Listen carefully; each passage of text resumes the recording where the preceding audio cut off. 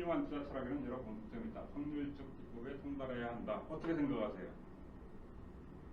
통달. 어떻게 생각하세요? 마이클 모 부신이 책에 쓴 말인데 뭐 반항하고 싶은 생각 안 들어요? 확률적 기업이라는 통계를 인용한다는 얘기잖아요. 확률 통계. 저거는 좀 아닐 것 같은데요. 이런 식으로 책을 쓴 사람들이 무지무지 많거든요. 함정입니다, 이거. 그죠? 확률적 기법에 통달해야 된다고 하는데, 확률적 기법에 통달하게 되면 어디에 서 좋으냐면은, 고스트밭에 좋아요. 그쵸? 블랙제밭에 좋습니다. 톡 받칠 때. 네, 그때 이제, 머리 회전 빠른 사람들 그때 확률을 계산해가지고, 좀 더 좋은 의사결정을 내릴 수가 있어요. 왜? 사전 확률을 구할 수 있기 때문에 그래요. 그쵸? 제한된 카드, 수. 그죠? 그 다음에 이미 이제 펼쳐진 카드 제하고 나면은 확률 구할 수 있잖아. 고스톱이건, 포커건. 그쵸? 그런 거는 좀 더 유리하게 의사결정할 수 있어요. 확률적 사고를 통해서. 일단 그렇게 유리하게 의사결정할 수 있는 분야는 어떤 분야냐? 사전 확률을 계산할 수 있는 분야예요. 그쵸? 자, 마케팅에서 사업에서 어떤 예를 들어서 이제 신규 사업을 전개할 때 사전 확률을 계산할 수 있나요? 사전 승률을 계산할 수 있나요? 그럼 무용지물이잖아요. 그죠? 내가 특정 종목을 살려고 해요. 이 종목의 사전 승률을 계산할 수 있나요? 못해요. 내가 특정 가격에 사면은 과거에 자료 봐가지고 이 가격보다 이제 굉장히 높았어. 근데 지금은 떨어져 있어. 그것만 보고 승률을 계산할 수 있나? 물리학에서는 그게 가능해요. 똑같은 결과가 반복되니까. 그렇지 않거든요. 이 회사의 가치가 떨어졌다면 그 가격 이상으로 올라갈 가능성이 없을 수도 있거든. 그렇죠? 그죠? 사전 승률을 계산하기가 불가능해요. 주식시장에서는. 그렇죠? 주사위와 다르잖아. 동전 던지기는 어떻습니까? 확률 계산할 수 있잖아. 딱 50% 안에. 그렇죠? 예. 주식투자에서 어떻게 그런 확률을 구합니까? 그런 사전 확률을 구할 수 없는 분야에서는 이런 말 무용지물이라고. 그럼에도 불구하고 이런 거를 강조하는 사람들이 워낙 많다 보니까 그럼 이거에 의해서 뭔가를 해결하겠다 하는 사람들은 어디에 빠집니까? 금융공학에 빠지는 거야. 그런 사람들이. 그죠? 저 확률적 기법에 그 차트도 들어가는 거죠. 차트도 뭐 전혀 관계 없다고 할 수는 없겠죠. 근데 여기서 말하는 건 직접 수치와 관련돼서 이제 확률적 기법을 얘기하는 거죠. 통계, 확률 통계. 수학의 한 분야잖아요. 자, 이 마이클 모부시라는 분이 책을 여러 권 썼어요. 우리나라에 번역한 책도 굉장히 많습니다. 근데 이 사람이 쓴 책들에 보면 다 이런 얘기가 나와. 이 비슷한 얘기들이 나와. 그러니까 확률적 사고에 상당히 이제 갇혀있는 사람이야. 근데 가치 투자자들도 이 사람 책을 굉장히 좋다고 생각하는 사람들이 굉장히 많아요. 네, 많이 보죠. 개념 정립이 안 돼서 그래. 헛소리하고 있다는 건 눈치채야 되는데 투자자들의 노력을 낭비하게 할 수 있는 비현실적인 주장이란 말이야. 이런 거 어떻게 적용하냔 말이야. 이거 가지고 투자해. 할 필요 없는 거를 열심히 하게 만들거든요. 이런 거. 그러니까 대책 없는 금융기법에 금융공학에 몰두하게 만든단 말이야. 이런 얘기 하면은. 근데 금융공학을 열심히 공부하게 되면은 주식시장에서 성공할 수 있는 그런 방법 나오나요? 절대 안 나오지. 아예 가정부터가 그거 불가능하다고 가정하고 시작한 데가 금융공학이에요. 베스트는 시장평균 쫓아가는 거라고 그러잖아. 예. 거기서 지속적으로 시장을 이길 수 있는 기법이 나올 수가 없죠. 예. 대신 이제 그 상품 설계하는 데는 도움 돼요. 파생상품 만들고 이러는 데는, 보험 만들고 이러는 데는. 예. 근데 투자자로서 주식시장에서 승률을 높일 수 있는 방법 제공 못하게 되겠죠. 그냥 평균 시장하는 거밖에. 영양가가 없어요, 한마디로. 근데 이런 데 몰두하게 만든단 말이야. 이런 사고는. 저자는 확률 게임과 역량 게임을 구분하지 못한다. 자, 우리 주사위 게임을 합시다. 그러면 이거는 확률 게임입니까? 역량 게임입니까? 역량이 개입될 수 있는 여지가 있나요? 주사위 게임에? 없죠? 이건 운이죠, 완전히. 확률을. 6분의 1이죠? 맞출 수 있는 거는. 다른 게 없잖아. 그쵸? 동전 던지기도 마찬가지고. 그런데 이제 포커나 고스톱은 역량도 약간 개입할 수가 있죠. 확률 계산하면 유리하니까. 다르거든요. 근데 그 포커하고 주식은 또 다르거든요. 이건 사전 확률을 아예 구할 수가 없는 데인데. 달라요. 이건 역량 게임이에요. 그렇죠? 어느 누구한테나 똑같아. 역량이 적어야지 이제 실력은.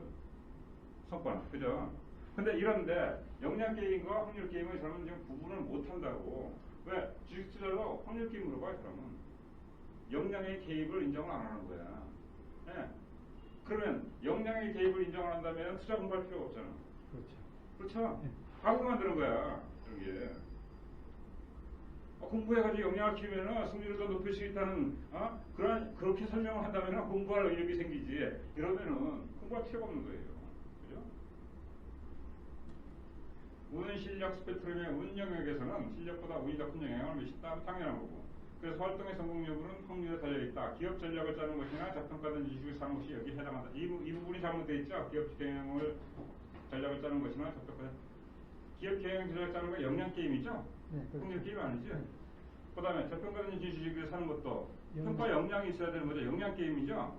근데 얘는 저평가된 지식을 사는 것도 운의 영역이래. 잘못된 거죠. 이것도 똑같은 사람이 운과 실력의 성공 방식이가 책에서 나온 내용이거든요. 이 사람 책에는 혹부서 이런 내용들이 들어가 있어, 자고가. 안 들어가 있는 책이 없어요. 예. 기본적으로 가치 투자자들이 존중해야 될 만한 그런 저자는 아니라는 거죠. 개념 파악 잘못하고 있는 거죠, 한마디로. 그죠? 유비추론 놀이지, 소위. 주식시장과 도박시장을 똑같이 보고 있잖아요. 이런 저자들이 엄청 많거든요. 주식평가는 확률적 사고와는 전혀 관계가 없다. 사전 확률을 할 수 없기 때문에 이게 제가 주장하는 겁니다. 빨간색은. 그 다음에 확률 통계는 해석적 통찰이지 방법적 통찰이 아니다. 뭐 주식 투자도 결과적으로 보면 확률로 분석을 할 수는 있어요. 누가 몇 프로, 누가 몇 프로 이런 식으로. 그렇죠? 통계도 낼 수가 있고. 그건 결과론이야. 사전에 안 된다는 거지. 사전에는 의미가 없다는 거지. 그죠? 확률 통계는 결과. 결과는 그렇게 정의할 수가 있지만 사전에 확률을 미리 이제 계산할 수 있는 그런 분야가 있고 계산 안 되는 분야에서는 함부로 적용해서 안 된다는 거예요. 할 수도 없고. 근데 함부로 적용하려고 하는 사람은 어떻게 합니까? 결국 억지로 수치를 만들어 버리잖아. 그죠? 자, 금융시장을 분석하기 위한 가장 오래된 수학적 방법은 도박에서 나왔다. 이게 맥락적으로 보면은 가장 오래된 수학적 방법이 뭐냐? 이게 이제 확률적 사고거든요. 둘 다 우연보상이 상쇄되는 관계를 이해하는 것에서 출발한다. 이거 잘못됐죠? 금융시장과 그 다음에 도박시장을 동일한 것으로 보죠, 이 사람은. 이거는 이제 금융시장으로 간 진원이라고 이제 그 중국계 미국인인데 앤드루 로라는 사람이 쓴 책이에요. 거기에 나옵니다. 이런 사람도 개념 파악이 안 된 거예요. 이게 다 교수들이거든요. 금융가치는 교수들이거든요. 이 모양이야. 도박과 투자를 구분하지 못하는 사람들은 확률적 사고와 평가를 구분하지 못해 고통을 당한다. 평가라는 것은 확률적 사고는 아니죠. 그렇죠? 확률이 개입 안 되죠. 평가할 때는. 네. 가치 평가할 때, 정량 평가할 때 확률이 개입 안 되죠. 확률 몰라도 할 수 있잖아. 그렇죠? 다른 거라고. 그런데 그런 분야에서 사전 확률을 계산할 수 없는 그런 분야에서 자꾸 확률적 사고 강조하게 되면 어떻게 됩니까? 사람들 멍청하게 만들고 있는 거예요. 안 되는 거 하도록 강요하고, 그렇지? 하늘을 날 수 없는 닭한테 너 그냥 100m 날아가. 그렇게 강요하면 똑같다고. 확률적 사고는 사전 확률을 알 수 있는 카지노 게임, 그러니까 주사위 게임, 동전 던지기 게임, 블랙잭, 고스터 이런 데서는 유용하다. 그러니까 사전 확률을 알 수 있기 때문에 유용한 거예요. 그러니까 계산 빠른, 확률 계산 잘하는 사람들은 유리할 수밖에 없어, 고스톱에서는. 그죠? 많이 당해봤죠? 이런 애들한테. 사전 확률을 알 수 없는 금융시장에서는 확률적 사고는 잘못된 환상만 부추긴다. 환상에 불과하단 말이에요. 이런 데서는. 근데 이제 자연과학 전공한 사람들이 많이 빠지지. 그죠? 그렇죠? 안 그래요? 주식시장에서 투자 성공 확률을 높이는 것은 역설적으로 확률적 사고가 아니라 평가형입니다. 자, 확률을 높이는 것은 확률적 사고가 아니라 평가형이라는 거예요. 이거 조심해야 돼. 이거. 잘 이해해야 돼요. 확률을 높이는 것은 확률적 사고가 아니라는 거지. 적어도 주식시장에서는. 무작위성을 수용하고 나면 세상을 정말로 이해하기 위한 유일한 방편으로서 확률에 이렇게 된다. 따라서 우리는 확률적으로 세상에 접근해야 된다. 이 사람 지금 금융시장에 대한 얘기를 하고 있는 거거든요. 확률적으로 접근해야 된다는 얘기거든요. 금융시장에서도 똑같은 거예요. 똑같은 책에서 이렇게 나옵니다. 이런 내용들이 금융서적에서는 너무 많이 나와요. 투자서적에서는 진짜 많이 나옵니다. 확률적 사고로 접근해서는 안 되는 분야임에도 확률적 사고 접근한 경우 낭패를 당한다. 엉뚱한 일을 저지르게 되잖아요. 블랙잭 주사위 게임 보험 설계 파생 상품 설계에서 확률적 필요하다. 그래야지 상품 설계할 수가 있거든요. 이럴 때 이제 상품 설계는 어떤 식으로 됩니까? 트랩을 만드는 거죠, 한마디로. 옵션 이용해서 트랩 만들죠. 고객 더 꼼짝하게 만들죠. 고객은 일어났다나 자기네들은 스스로 챙겨가게 만들잖아. 그렇게 해가지고 더 유리하게. 어떨 때는 그냥 고객의 잘못된 환경 변화에 의해서 고객이 엄청 길게 만들고 지네들이 착하게 만들고 이런 식으로 자기네들이 절대적으로 유리하게 트랩을 짜는 거죠. 그게 금융 파생 상품 설계하는 애들이 그렇게 짜는 거예요. 옵션 이용해가지고. 옵션 뭐 파생 상품 만들기 위해서 하는 거 아니에요. 돈 벌려고 하는 거 아니라고 그거. 투자 수익률 높이려고 그런 거 배우는 거 아니라고. 도움은 안 돼 거기는. 보험도 그렇게 해서 그렇게 설계하는 거지. 그러니까 보험 설계도 양심적으로 설계해야 돼요. 그래서 내가 박사님 가끔 얘기하잖아. 고객한테 도움되는 설계하시라고. 도움되게 하죠. 실질적으로 도움되게 하는 그런 쪽으로 잠깐 연결시켜줘야지. 그래서 상품 평가는 할 줄 알잖아요. 양심적으로. 사전화 확률을 모르는 주식에서 똑같은 얘기고. 미래는 다양한 가능성과 확률 분포로 봐야 된다. 미래를 잘 알고 싶은 사람은 누구나 구체적으로든 약식으로든 확률 분포를 만들어야 한다. 자, 이 사람도 이제 사전 확률을 계산할 수 있는 분야하고 계산할 수 없는 분야를 통틀어지고 이런 식으로 설명한다는 것은 문제가 있는 거죠. 하워드 막스도 가치투자들이 굉장히 좋아하는 사람이거든요. 가치투자 서적에도 이런 얘기들이 참 많이 나온다고. 생각 없이 쓴 확률 분포 확률적 현상이라는 결과론이다. 결과론이라고 그랬죠, 확률은. 근데 결과론조차도 자연과학에서는 유용하다 그랬죠. 왜? 반복되니까 똑같은 결과가. 결과론 자체를 이용할 수가 있어요. 미래 예측에. 그렇지만 복잡한 사회과학 분야에서는 특히 주식시장에서는 과거의 결과가 미래도 그대로 똑같이 반복되는 게 아니잖아. 이런 데서는 확률적 사고가 무의미할 뿐더러 계산도 할 수가 없어요. 그렇죠? 계산할 수 있다 하더라도 무의미해. 똑같이 반복한다니까. 그렇죠? 그 차이를 구분을 해줘야지. 금융 얘기하면서 이런 식으로 쓰면 안 되지. 결과론에서는 자연과학에서는 유용하단 말이에요. 물리화학에서는. 근데 사회과에서 특히 이제 주식시장에서는 또 이제 사업시장, 마케팅에서는 택도 안 된다는 얘기예요. 어설프지 그러면. 그 다음에 이제 우리나라의 최고 대학의 문병로 아저씨 매트릭스 스튜디오 많이 다 읽어봤죠? 건질 게 없죠? 그쵸? 뭐 책은 좀 재밌는 거 여러분 잘 쓴 것 같긴 한데 건질 건 없어 저건. 왜? 가정이 잘못돼서 그래요. 이런 식으로 가정해가지고 주식시장을 확률 게임으로 보기 때문에 현실적으로 끌고 와서 적용할 수 있는 게 없어 그러면. 컨트라 해야지. 근데 컨트라 아무나 합니까? 뭐 장비 갖추고 인력 갖추고 개인들이 따라할 수 있는 게 아니잖아 그런 거는. 그러니까 소용이 없어. 무용지물이야 이런 책은. 좋다고 하는 사람 많죠. 그래도 왜 좋다고 하냐 그러면은 대답을 못해. 좋을 것 같은데 이런 식으로밖에. 나의 투자 접근법은 모든 것을 수치, 확률, 최적화 같아서 접근한다. 이런 사람이에요. 그 이 책을 보면은 자꾸 확률적 사고에 관한 내용들이 엄청 많이 나옵니다. 처음부터 끝까지. 그러니까 확률적 사고 엄청 강조해. 도움 안 되는 걸. 투자자가 이익을 내기 위해서는 수치와 확률과 연계한 접근이 필요하다. 그러니까 이런 거 어디에 좋다고? 카지노에 좋다고 그랬죠? 그 주식시장에서는 소용없다고 그래. 소용없다고. 근데 이런 식으로 책을 쓴다고. 증시에서 50% 승률은 손실을 든다. 50%를 압도적으로 어떠한 확률적 마진을 확보한 다음 게임을 하는 것이었다. 어떻게? 수학적으로 어떻게 확률을 구해요? 불가능하잖아요. 그렇죠? 아예 달리 접근을 해야 된단 말이에요. 평가적으로. 그렇지 않으면 승부를 볼 수가 없어요. 이런 사고로는 안 된단 말이야. 불가능한 방법을 좀 요구를 하고 있단 말이에요. 그러니까 이런 사람들은 어떻게 확률에 접근합니까? 여러 가지 변수를 집어넣어. 그래가지고 확률에 임의를 부여해. 그렇게 해서 의사결정하거든요. 이런 사람들은. 주식시장에서 승리를 확률적으로 계량한다는 발상 자체가 무하다. 가능하지 않다는 거예요.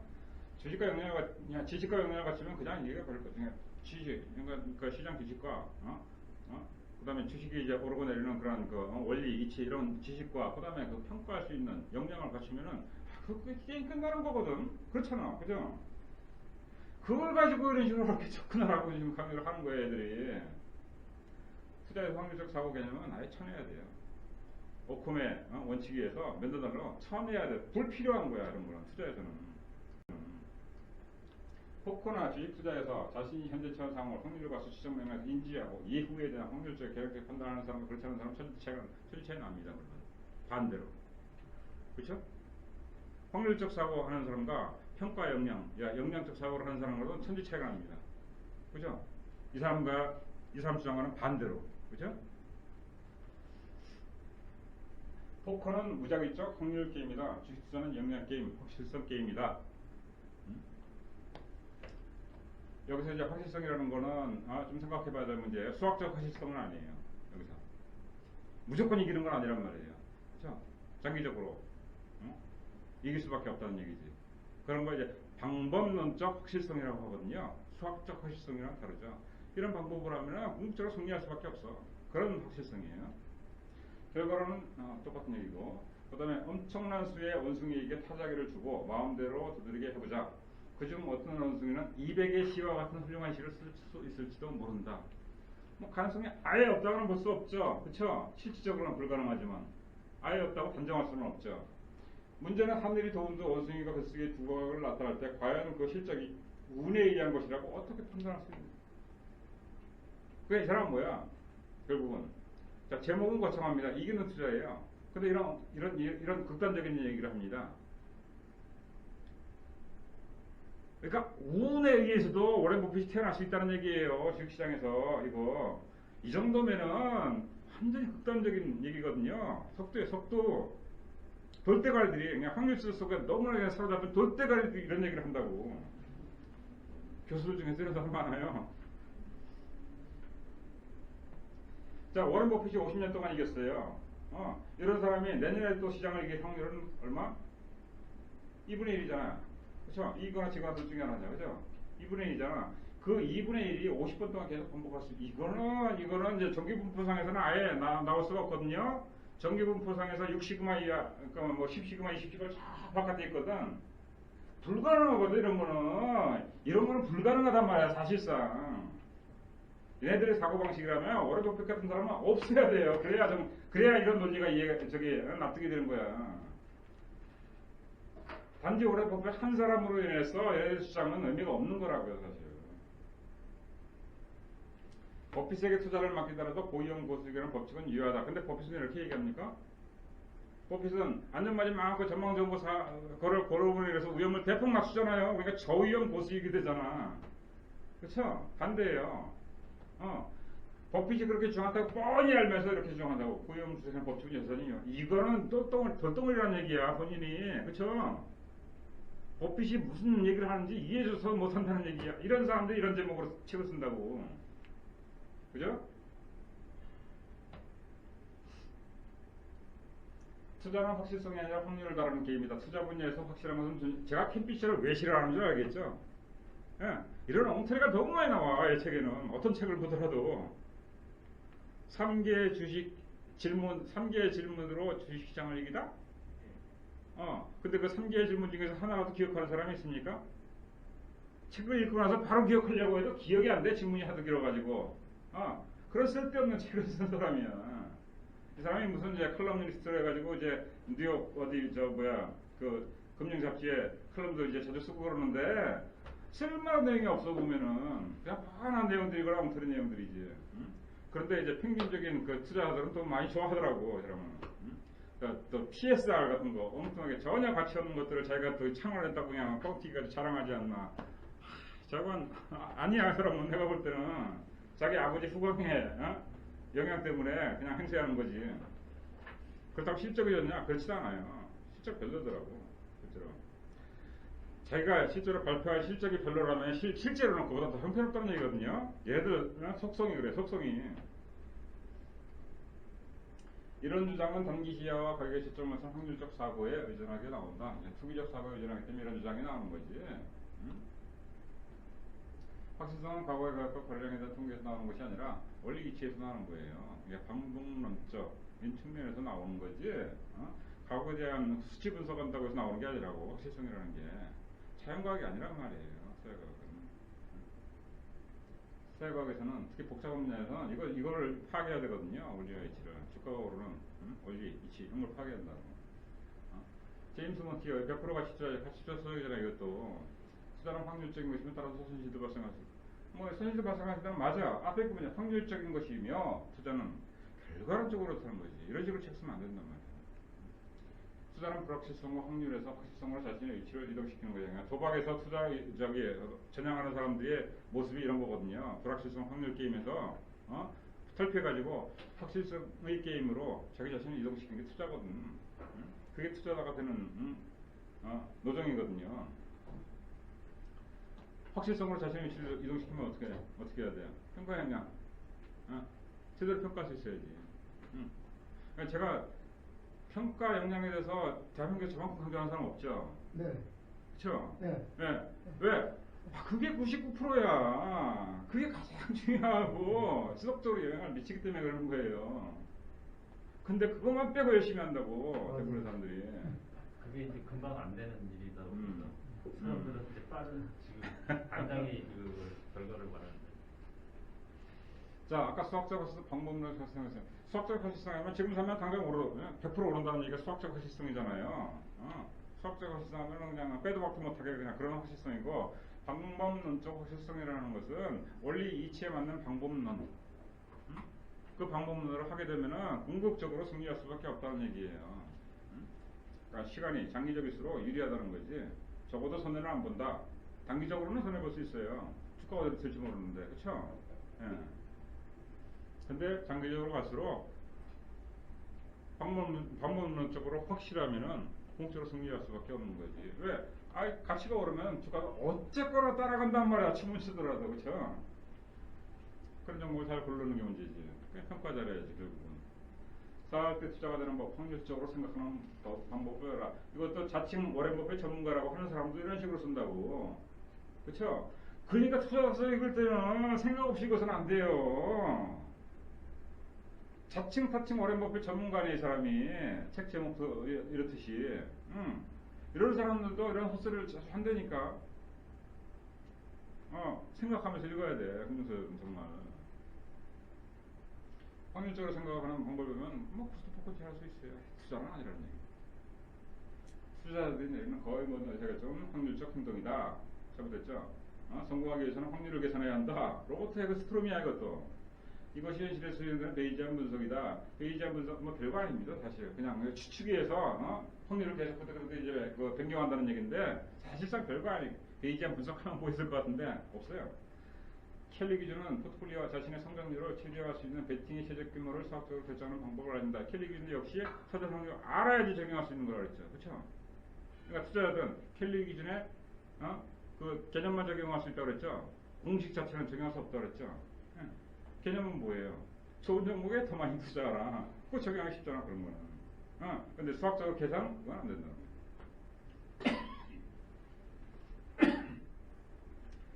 그런 얘기예요. 자, 이 자체는 현실 적합성이 없고, 성공하기 위해서 확률로 계산, 도대체 어떻게 계산하느냐 말이야.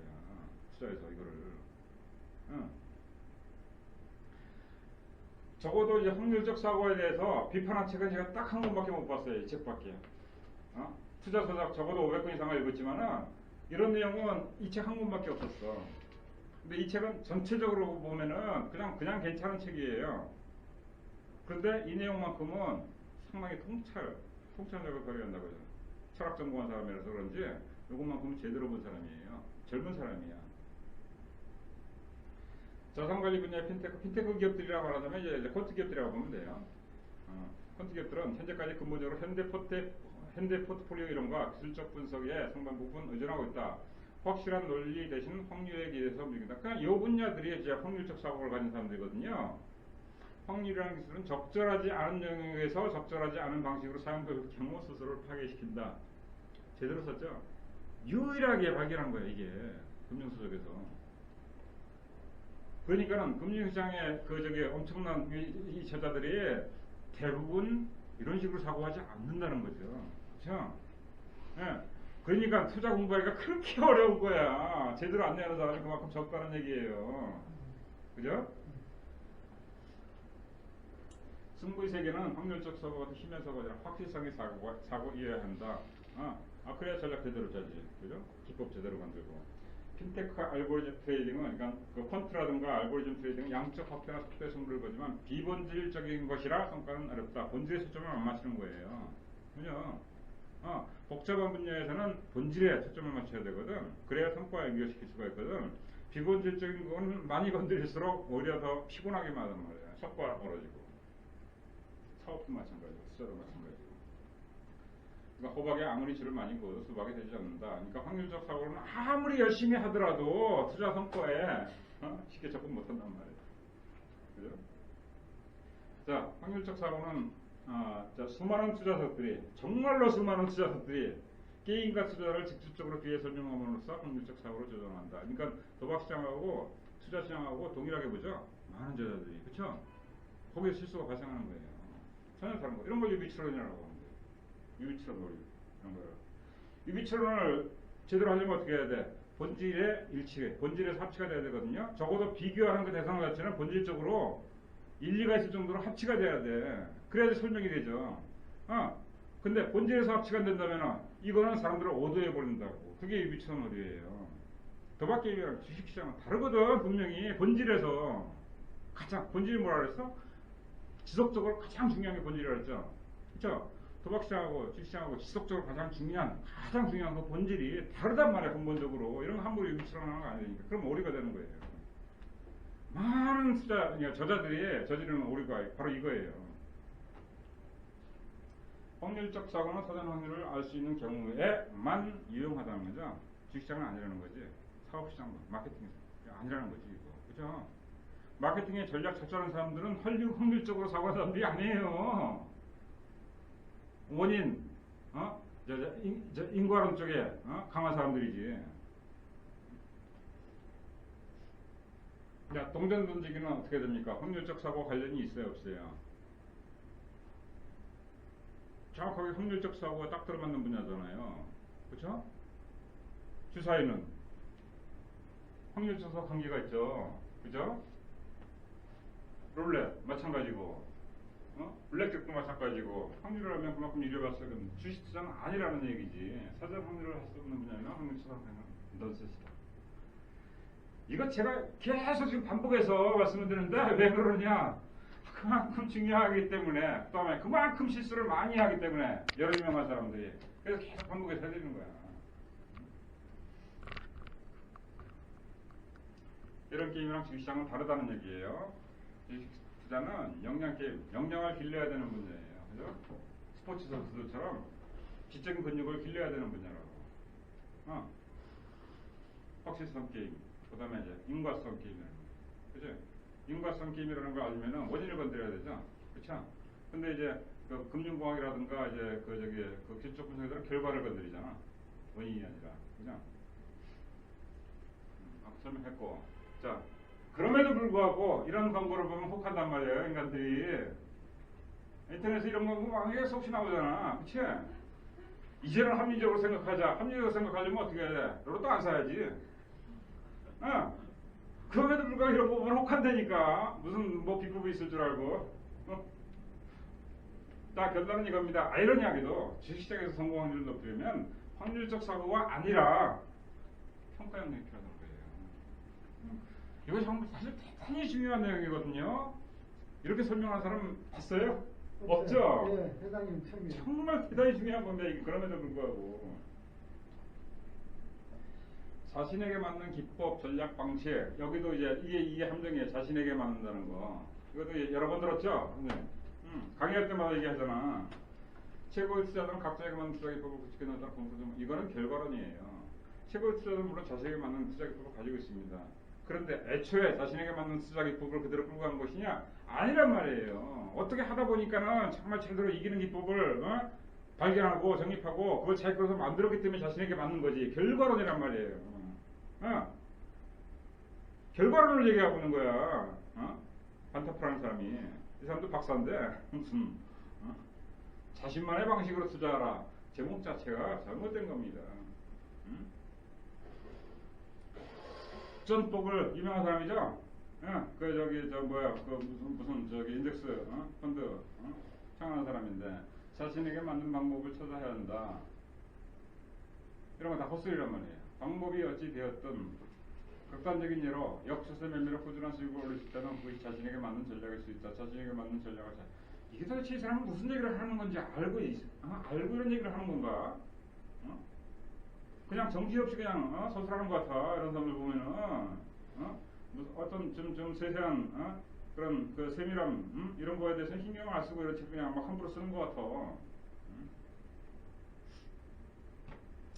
깊이 고분이 자신에게 맞춰 1, 내지 3개월을 선택하면 죽을 때까지 그것이 자신을 믿고 따르는 부자가 된다. 저 초보자들은 그럼 죽을 때까지 패망하겠죠? 초보자들 좋아하는 게 뭐야? 초보자한테 맞는 게 눈에 확 띄는 거 아니야? 기술적 분석 같은 거 아니야? 그쵸? 기술적 분석에서 기쁨 몇 개 골라가지고 패왕세 가면은 폭망하지 당연히. 패가망신하지. 그죠? 강화무군. 이 사람은 젊기 때문에 용감하죠. 자신에게 맞는 투자 기준은 시장의 무시무시한 감정과 싸워 이길 수 있도록 훈련, 무기, 갑옷을 제공해 준다. 여기서 자신에게 맞는 투자 기준 이런 게 함정이란 말이에요. 자신에게 맞는 거 중요하지 않아. 그쵸? 뭐가 중요합니까? 이길 수 있는 거 해야지. 이길 수 있는 거를 자신에게 맞춰야지. 자신에게 좋아하는 거 그거 무슨 의미가 있어? 승부의 세계에서. 이 취미의 세계에서는 자신에게 맞는 거, 자신에게 땡기는 거 그런 거 해도 돼요. 승부 세계는 그런 거 아니야. 그죠? 전혀 다른 세계라고. 취미의 세계랑 헷갈리고 있는 거야, 애들은 지금. 중요한 것은 자신에게 맞는 자신에게 맞는 기법이나 전략이나 철학이나 아니면 자신에게 맞는 존경하는 사람이나 다 똑같은 얘기거든요. 버핏은 그레이엄과 피셔를 선택했다. 그냥 선택한 겁니까? 이 사람들이 이기는 방법을 제공해 줬으니까 선택하는 거지. 그쵸? 비밀은 트레이더가 자신과 맞는 시스템을 만드는 데 있다. 이게 무슨 소리야. 에드세이 코타. 투자 종목을 고르고 사고파는 데 있어서 자신만의 시스템을 개발하라. 자신만의 시스템을 개발하는 게 중요한 게 아니라고 그랬죠. 이기는 시스템이어야지. 이 메리 버핏은 오렌 버핏의 둘째 메리인가 그랬잖아요. 책을 여러 권 썼죠. 책 쓸 능력이 되나? 메리로서만 했었죠. 그냥 대부분 공저지. 내가 아는 성공한 트레이더는 뭐 자기 성격에 맞는 거 중요하지 않다고. 그러니까 이런 것들이 너무 많아요. 그죠? 아까 했던 거 있잖아요. 뭐 확률적 사고에 대해서 강조하는 사람이 그렇게 많듯이 자신에게 맞는 거 강조하는 사람이 너무나 많다고. 금융시장에. 똑같은 얘기죠. 지은석 100만 원으로 시작하는 실전과 투자. 자신에게 맞는 매매가 이거 극단적이죠. 매매 가격까지 자신에게 맞는 거 그런 게 어딨어. 그가 이렇게 되시면 사고가 터지 말고 있냐. 이건 아마 이제 그 번역에 좀 문제가 있을 것 같아요. 본마가 아마 이런 식으로 신경 쓰지는 않았을 거야. 번역 잘못된 제품 문제 많거든요. 이따가 사례를 하나 보여드릴게요. 제대로 된 대응은 자신에게 맞는 원칙을 가지고 있을 때다. 자, 승부의 세계에서는 자신에게 맞는다는 개념 그런 거 다 버려야 됩니다. 이기는 거예요. 이기는 거를 자신의 것을 만들어야지. 그러면 자신에게 맞는 게 되는 거지, 결과론으로. 자, 자신에게 맞는 투자 기준에서 사용하지 않는 사람이 최고의 투자가 될 것이다. 자신의 기준에 맞지 않는 자신의 기준과 뭔 상관이 있어, 이기는 거하고. 없다고. 랄프 엔저. 작지만 강한 기업에 투자하라. 같이 투자들 많이 보는 시간 아니겠다. 자신에게 가장 잘맞는 투자 방법을 개발하라. 그것을 체질 맡겨 습관하라. 김정근. 이것도 이제 이 사람도 이제 같이 투자 강조하는 사람이거든요. 같이 투자 서술에도 이런 내용들이 엄청 많다고.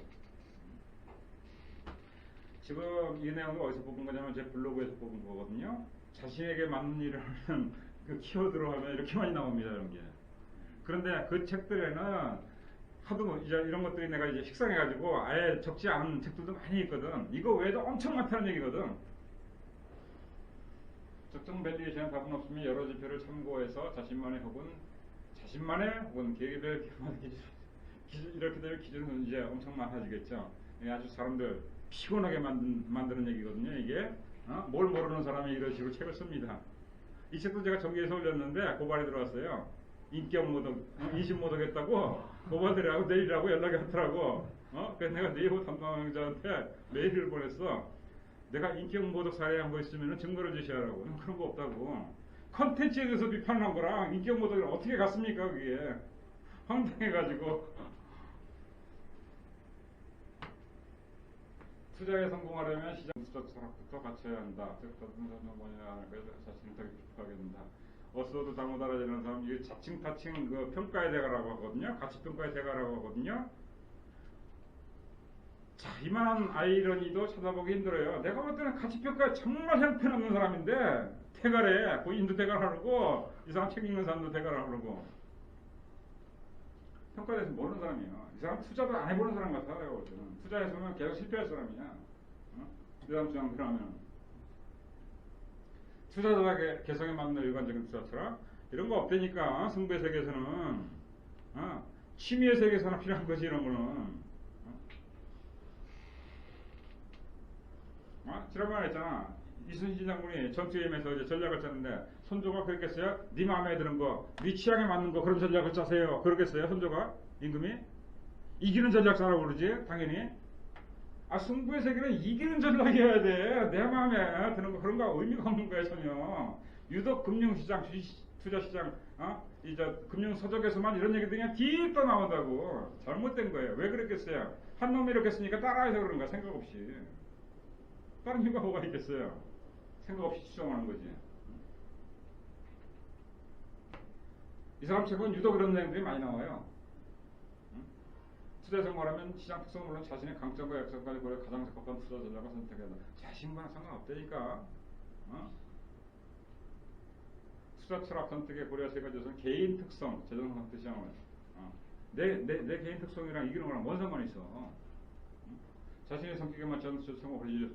내 성격에 맞는 거 고르는 게 해요. 투자 기법은 이기는 거 골라야지, 그렇죠? 투자 철학을 선택하려면 자신의 내면을 성찰해야 한다.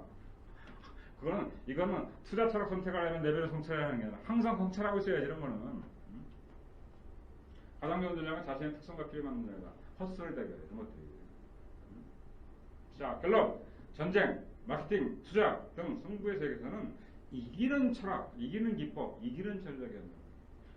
이런 거 만들어야 돼. 이런 거. 이런 헛소리들 추정하면 안 된다고. 그죠?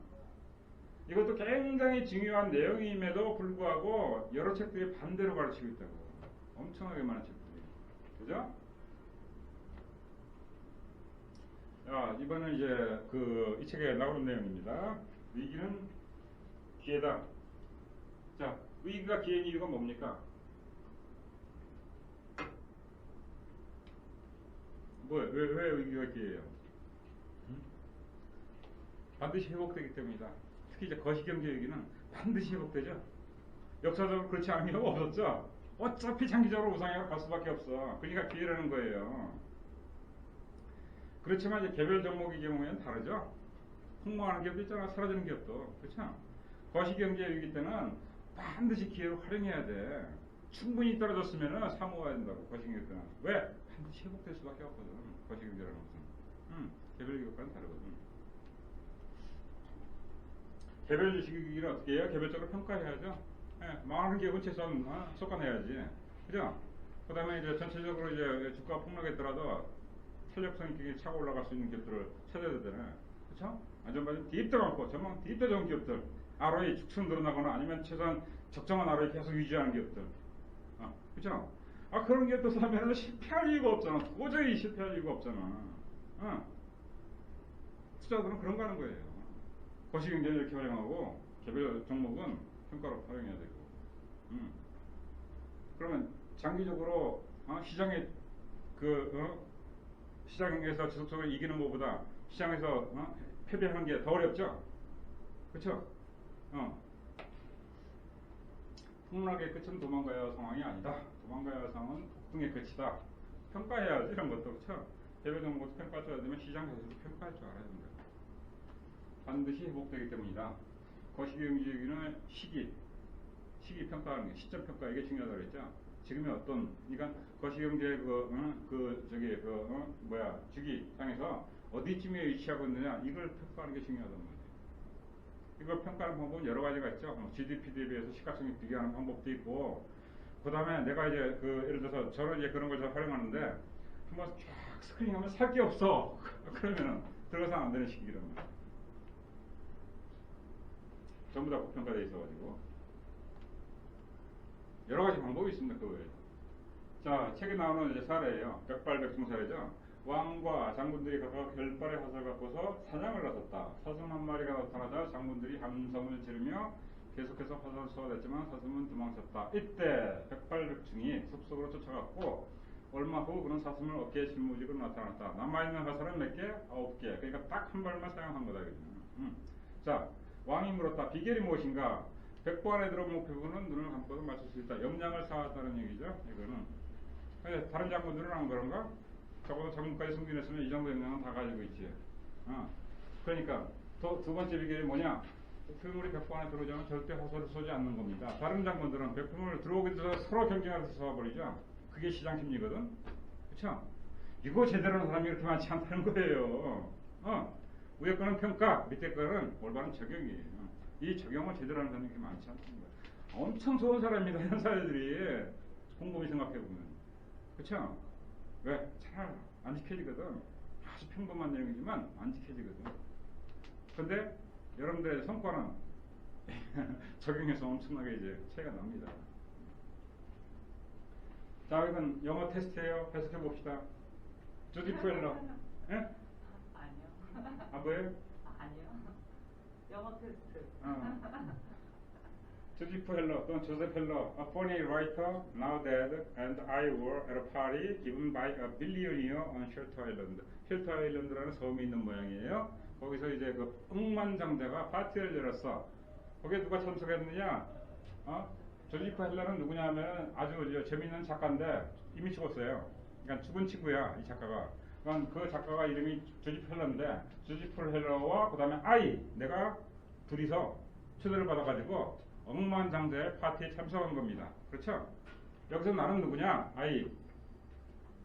커트 보니것이라는 대단히 이제 그 아주 그 유머스러운 작가가 소설 작가거든. 둘이 친구인 거지. 그래서 커트 보니것이 이제 물어봅니다. Joe, how does it make you feel to know that our host only yesterday may have made more money than your novel catch 22 has earned in its entire history? 그러니까 무슨 뜻이냐면은 조하고 부르죠. 조셉, 조지프를 조라고 이제 약칭으로 부르는데 자네가 캐치 20이라는 소설이 있어요. 미국에서 이제 그 한때 이제 그 베스트셀러였거든요. 당신이 쓴 베스트셀러가 그 출간하면서 지금까지 번 그 총일세 그거보다 더 많은 돈을 우리의 호스트 그 파티 주최자 헤지펀드 매니저인데 이 헤지펀드 매니저는 어제 단 하루 만에 벌었다고. 어떻게 생각해? 어떻게 느껴져? 이렇게 물어보는 겁니다. 그러니까 이 조지프 헬러라는 커트 보니것이라는 이런 사람이에요. 재밌게 생겼죠? 예, 아주 우습게 생겼죠? 이 사람 어록도 있어요. 아주 그냥 촌철살인 같은 그런 이제 얘기 많이 하는 사람이에요. 그 다음에 이 친구 조지프 헬러는 이런 사람이에요. 좀 진지하게 생겼죠? 이 사람이 이제 이 캐치 20이라는 소설을 쓴 베스트셀러 작가입니다. 이 사람보다 조금 빨리 죽었지. 그래서 이제 이 사람을 회고하면서 이제 얘기를 하는 거거든요. 자, 그래서 이제 보니것이 조가 대답을 합니다. 어떻게 생각하냐? 저 사람은 네가 평생 번 돈 이 책으로 돈 평생 받은 인세보다 많은 돈을 단 하루 만에 벌었다고 어제 하루 만에. I've got something he can never have. 근데 말이지 나는 그 친구가 도저히 가질 수 없는 뭔가를 가지고 있다고. 그러니까 어떻게 했어요? 눈이 희둥그레지겠죠? 저 도대체 그게 뭐야? 세상에 그런 게 있어? 이렇게 나오는 거지 이제. 세상에 그런 게 뭔데 도대체? 뭐라고 그랬겠어요? 자, 상상력을 발휘해보세요. 뭐라고 그랬겠어요? 뭐겠어 그게? 세상에 그게 뭘까?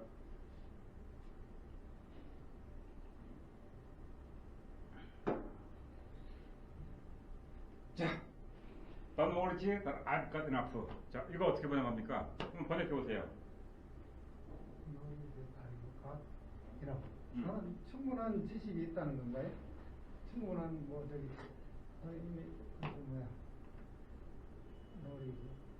노하우를 많이 가지고 있다는 건가? 예, 얼추 맞지만 딱 들어맞진 않네요. 많은 돈을 가질 수 있는 지식을 가지고 있어요. 방법을 가지고 있어요. 예, 비슷한. 근데 이 번역자보다는 훨씬 뛰어난 번역입니다. 이 번역자는 어떻게 보죠? 이게 지금 이 사례를 어디서 끌고 왔냐면은 경제학이 권력이 된 이유인가? 그런 책이 있거든요. 경제학이 권력이 된 이유인가? 이제 그런 책이 있어요. 거기서 이제 끌어온 건데 번역자가 어떻게 번역했는데 자, 한번 번역해 보세요. 뭐 지식이 충분히 갖고 있다. 응? 지식이 충분히 있다. 예. 세상에 그게 뭐냐니까 난 충분한 지식을 가지고 있어. 예. 수준이 좀 다 비슷하네요. 비슷해. 저분은 한 차원 높은 삶을 살지 않을까 싶어요. 이게 뭐 자, 이 번역자는 어떻게 번역했냐면은 그냥 충분한 돈을 이렇게 번역했어. 세상에 그게 뭔데? 충분한 돈을. 말이 안 되죠. 그쵸? 아니 이 사람이 그 최강훈이 평생 받은 인세보다 단 하루 만에 그걸 더 많이 버는 사람한테 그 사람이 가지지 못한 게 충분한 돈을? 말이 안 되잖아. 번역이. 이 문장을 그렇게 번역했다니까 세상에. 제대로 말끔하게 번역하면 어떤 뜻이냐면은 이 정도면은 충분하다는 인식 말일세. 네. 이런 뜻이에요. 적당한 탐욕에서 만족할 줄 아는 인식, 능력.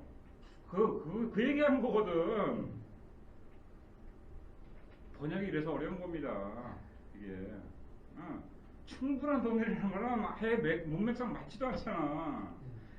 거기다가 이 책은요, 맨 첫 페이지에 머리말에 연대기부터 달라. 가령 2차 대전은 언제 터졌습니까?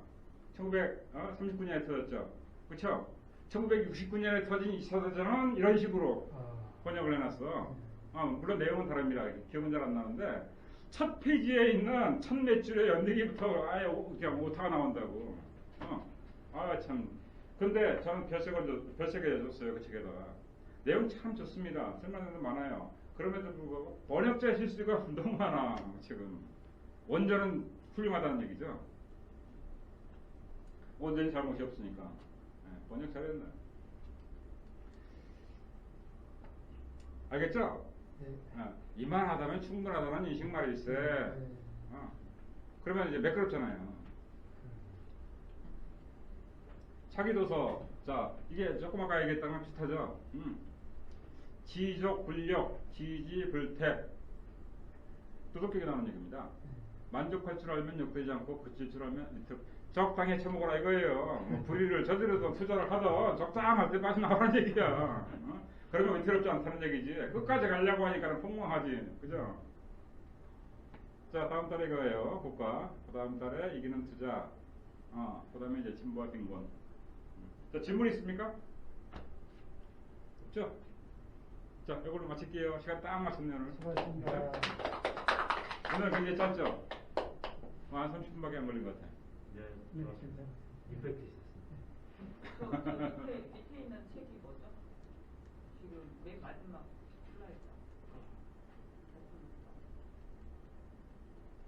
진보와 빈곤. 신과 근데 차기 도서가 어떤 거예요? 플라톤. 여기 다음 달. 이게 이제 다음 달. 그러니까 10월 달.